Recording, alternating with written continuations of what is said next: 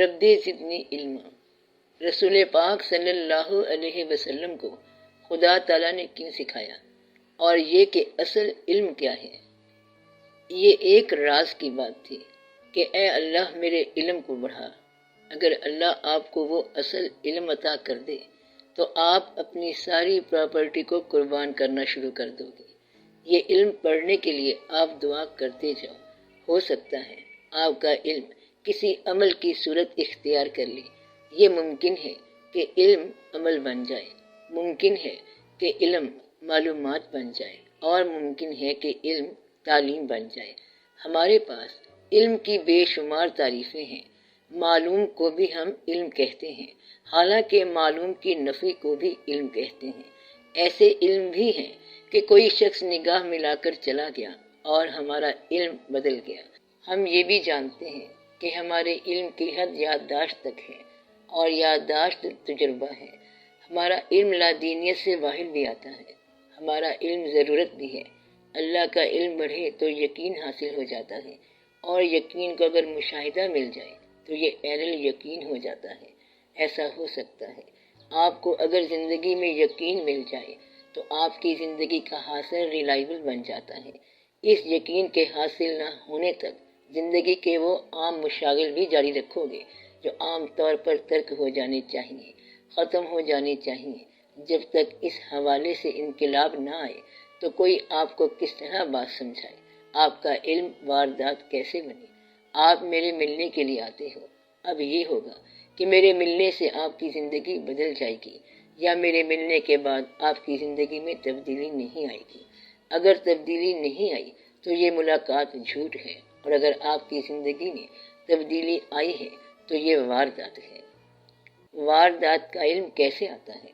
اور دوسرا سوال یہ ہے کہ ادب کیا ہے؟ انسان جو بھی چیز ہے ایک وجود کا نام ہے، اور اس کا نام کوئی رکھ لو، مثلا عبد المجید۔ یہاں تک انسانی وجود کا تعلق ہے، وہ اپنے آپ کو انسان کہہ رہا ہے۔ ایک غم خدا نہ خواستہ آ گیا، اس کا نام ہم نے غم زدہ رکھ لیا۔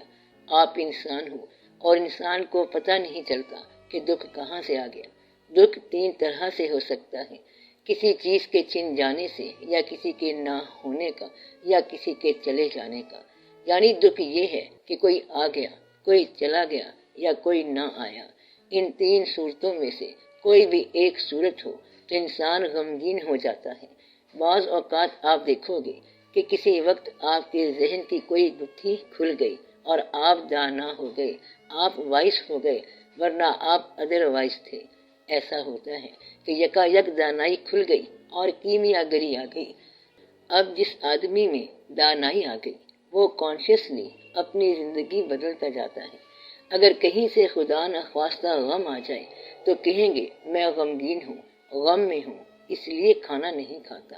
یہ وہی انسان ہے جو پہلے کھانا کھاتا تھا، آج بھی وہی انسان ہے، لیکن اب غم میں مبتلا ہے، اس لیے کھانے کے پروگرام بدل گئے۔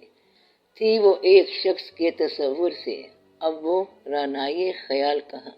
اب وہ کہاں کھانا کھائے، کیونکہ غم آ گیا ہے۔ کھانے کا خیال بدل گیا، صحت بھی بدل گئی، ایک واقعے سے ساری زندگی بدل گئی۔ ایسے ہی اچانک کسی دوسرے واقعے کے بعد اب وہ چھوٹی چھوٹی باتیں وائسلی بولے گا، اب وہ شخص اور طرح سے سوچے گا، اس کے اندر اور طرح سے فکر پیدا ہو جائے گی، وہ عبادت بھی اور طرح سے کرے گا۔ مجھے آہو فغان نیم شب کا پھر پیام آیا، سنبھل اے دل کے پھر شاید کوئی مشکل مقام آیا۔ اور یہ کہ خود کی گتھیاں سلجھا چکا میں، میرے مولا مجھے صاحب جنوں کر۔ اور پھر بات کچھ اور بن جائے گی۔ وہ سوچتا رہ جائے گا کہ سبزہ و گل کہاں سے آیا ہے، ابر کیا چیز ہے، ہوا کیا ہے۔ اور وہ یہ کہے گا کہ یا اللہ، پالتا ہے بیج کو مٹی کی تاریکی میں کون؟ کون دریاؤں کی موجوں سے اٹھاتا ہے سحاب؟ موتیوں سے کس نے بھر دی خوشائے گندم کی جیب؟ موسموں کو کس نے سکھلائی ہے ہوئے انقلاب؟ اب اس شخص کو پتہ چل گیا کہ یہ تو اور طرح کی زندگی ہے، کچھ ایسے ہی یہ زندگی ہے۔ اب وہ شخص وائس ہو گیا، سوچنے لگ گیا کہ اصل کیا ہے، یہ کیا ہے، وہ کیا ہے۔ اب وہ کھانا پینا بھی بھول گیا، جو انسانی فرائض سے بھولتا جا رہا ہے۔ صرف ذہن کا کوئی پرزہ ڈیولپ ہوا اور اس کی ساری زندگی بدل گئی۔ اب اس کے دل کے اندر ایک لہر اٹھی ہے، اسے آپ محبت کی لہر کہتے ہیں۔ محبت کی لہر جب اٹھے تو اندر کی ساری زندگی بدل جاتی ہے۔ محبوب کے جمال کا پرتو جتنا ہوتا ہے انسان اتنا سہم جاتا ہے، اس کو ادب کہتے ہیں۔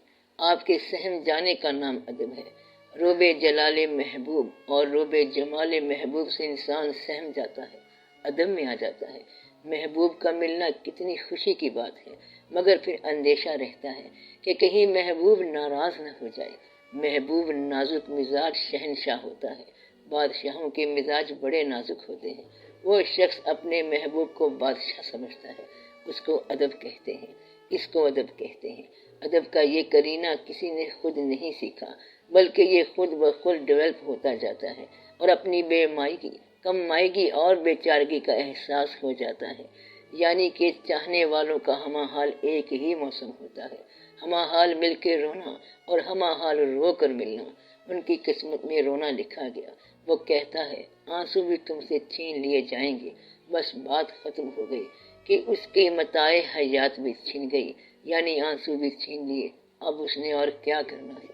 مجھ سے مجھ کو جدا کیا تو نے، میرا بن کر یہ کیا کیا تو نے، میرے آنسو بھی مجھ سے چھین لیے، کس قدر متا کیا تو نے۔ ایسی صورت میں ادب خود بخود پیدا ہو جاتا ہے۔ ادب اطاعت میں ڈھل جائے تو یہ شریعت بن جاتا ہے۔ ادب والا شخص اگر صرف ادب کرتا جائے اور دور سے ادب کرتا جائے، اطاعت میں بھی نہ ہو، پھر بھی وہ کچھ نہ کچھ بن کے رہتا ہے۔ وہ ایک طرح کا مضمون بن جاتا ہے جس کو کوئی بیان نہیں کر پاتا۔ ایسے لوگ ہوتے ہیں جو صرف محبت میں چل رہے ہوں اور محبت کے ساتھ اطاعت میں نہیں آتے تو محبت ان کا حجاب بن جاتی ہے۔ اب وہ صرف حجاب سے محبت کرتے ہیں، اطاعت کا مضمون ان کو سمجھ نہیں آتا۔ اطاعت میں محبت ہو جائے تو یہ تو مومن کا مقام ہے۔ مومن کا کیا مقام ہے؟ اطاعت میں محبت، خالی محبت بھی تجسس کا مقام ہے۔ خالی اطاعت جو ہے اس کے بارے میں بھی سوچا جا سکتا ہے، لیکن اطاعت میں محبت سب سے اچھی چیز ہے۔ اطاعت بھی ہو اور محبت بھی ہو، یہ ادب کا کرینہ ہے۔ یہ کرینہ آپ کا دل آپ کو سکھاتا ہے، محبوب نہیں سکھاتا۔ یہ خود بخود ہی آپ میں پیدا ہو جائے گا۔ مثلاً آپ بیٹھے ہوں گے، آپ سے بڑا کوئی شخص آئے گا تو آپ خود بخود ہی اس کے ادب میں کھڑے ہو جائیں گے۔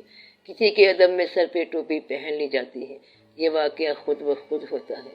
محبت ان کی طرف سے نشانی ہے، محبت ان کی مہربانی ہے۔ محبت یہ ہے کہ عبادت کے وقت دقت طاری ہو جائے۔ محبت کرنے والوں کی آنکھ ہمیشہ تر رہتی ہے۔ ہوس والی آنکھ اور ہے، ڈری ہوئی آنکھ اور ہے، کر آنکھ اور ہے، اور شرم و حیا سے محروم آنکھ اور طرح کی ہے۔ یہ محبت اور ادب کی باتیں ہیں۔ یہ ادب محبت سکھاتی ہے، تر آنکھ سکھاتی ہے، تنہائی سکھاتی ہے اور اطاعت محبوب سکھاتی ہے۔ جب عشق کا اثر ہو جائے پھر اطاعت کا مضمون شروع ہو جاتا ہے۔